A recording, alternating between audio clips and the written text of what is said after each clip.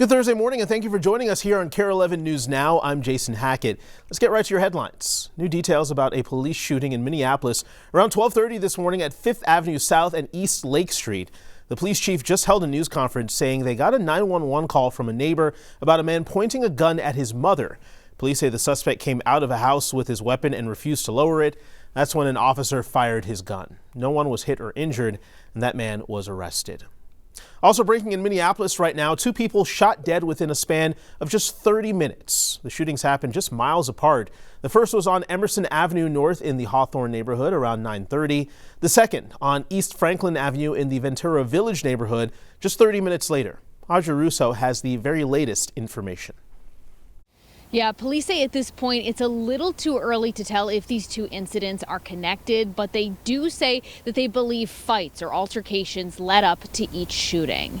Now they're asking anybody with information to reach out to Minneapolis police, give them a call, tell them what you saw. So let's talk about the first one. It happened just before 9:30 on Emerson. They say a man in his 20s was found dead after a verbal argument. Police say at least 2 suspects were seen running from the scene dressed in black. They tell us the second shooting on Franklin may have involved a fight with a group of people. A woman in her 30s was shot and killed, but police say it's unclear if or how she was involved in that fight. The police chief, however, says gunshot victims are down 19% year to date. We have had well over 330 fewer people shot this year than at the high point in 2021. So the progress continues. But obviously the progress is very fragile and there's still a lot of work to do. Yeah, and Minneapolis police frequently use the pandemic as kind of a yardstick for crime statistics. So looking at data from the city, I could find 48 homicides in 2019. Then looking at the crime dashboard for this year, they have recorded about 60 homicides for this year. So that is well above that pre-pandemic benchmark. Back to you. New information this morning on ICE operations in Minnesota. The Department of Homeland Security tells NBC News ICE has arrested 400 people here since beginning their operation on December 1st. That includes 50 people arrested just yesterday.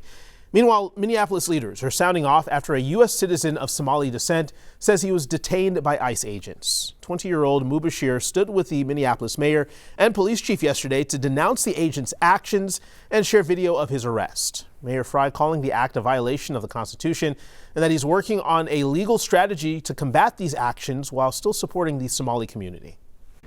Things could be well planned beforehand, both for the safety of law enforcement as well as for the safety of people in our community. And clearly, a use of resources that doesn't appear to be getting a return on investment. Governor Walz sent a letter to Homeland Security Secretary Kristi Noem asking her to review and respond to ICE agents detaining U.S. citizens. The governor is asking Noem to place any federal agents who acted unlawfully on administrative leave.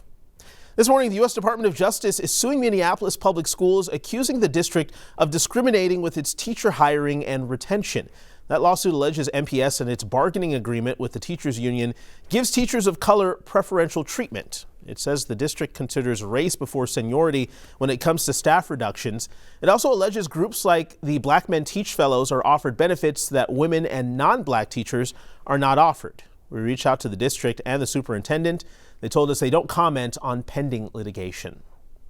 A look from our nation's capital today, where affordable health care is on the agenda in the U.S. Senate. Republicans announced the chamber will vote on their alternative to the Affordable Care Act subsidies today.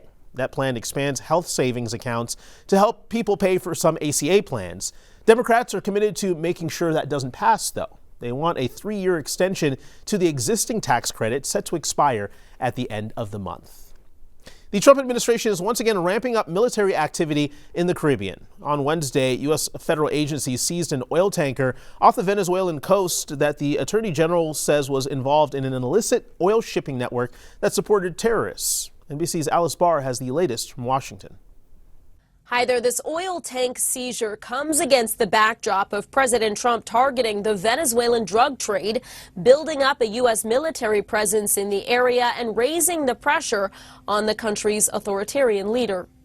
This morning, tensions with Venezuela sharply escalating, with the Venezuelan government accusing the U.S. of, quote, a blatant theft and an act of international piracy over this moment when elite Coast Guard forces, according to 2 U.S. officials, rappel out of helicopters onto a massive oil tanker off Venezuela, executing what Attorney General Pam Bondi called a seizure warrant. We've just seized a tanker on the coast of Venezuela, large tanker, very large.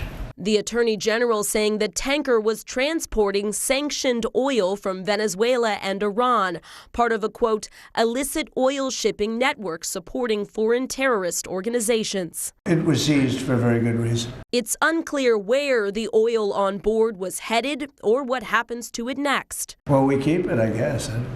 The Venezuelan government now claiming President Trump's ramped-up pressure campaign against authoritarian leader Nicolas Maduro is about the country's rich oil reserves instead of drug trafficking. The Trump administration has been striking alleged drug boats off the Venezuelan coast and threatening to move on land, accusing Maduro of being tied to a drug trade that steals American lives, and putting out a $50 million reward for information leading to his capture. Maduro denies the allegations, and while he says his country is ready to fight, at a Wednesday rally he addressed Americans who don't want war. Don't worry, be happy. All as President Trump suggested Colombia may be next in his fight against the drug trade. The House has now passed a $900 billion defense bill that includes added provisions regarding Venezuela, giving Congress more oversight on military action and cutting the defense secretary's travel budget unless he gives Congress unedited videos of the strikes on alleged drug boats. In Washington, I'm Alice Barr. Back to you. A new message for about 100,000 people in Washington state. Get out. A massive system is dumping inches of rain, forcing rivers from their banks and causing mudslides in parts of the state. The governor says he declared a state of emergency since some rivers could reach historic levels.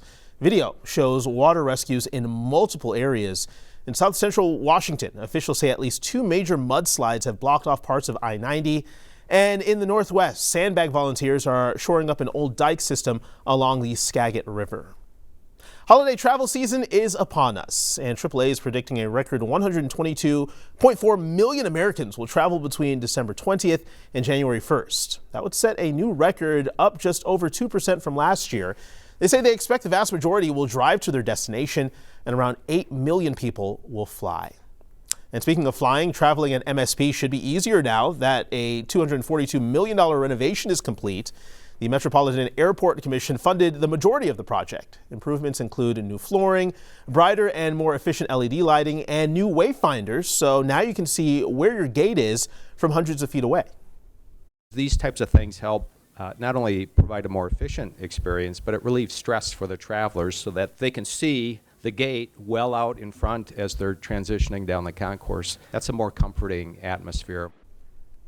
The airport's commission funded most of the project. Delta invested $60 million. Delta also improved gate seating and outfitted them with more powerful outlets. This morning, Minneapolis native and Minnesota Wild legend Zach Parise is in the U.S. Hockey Hall of Fame. Parise played 19 seasons in the NHL, including 9 for the Wild from 2012 to 2021. He ranks 3rd all-time among Wild players with 199 goals. Parise also helped Team USA win a silver medal in the 2010 Olympics and served as team captain in the 2014 Olympics. Some of those playoff series that we had, just kind of the electricity that was in the building, some of the loudest buildings I've ever been in. Parise was inducted alongside Wisconsin native Joe Pavelski, Scott Gomez, women's hockey trailblazer Tara Mounsey, and distinguished NHL photographer Bruce Bennett. Stick with us. More news and weather coming up after the break.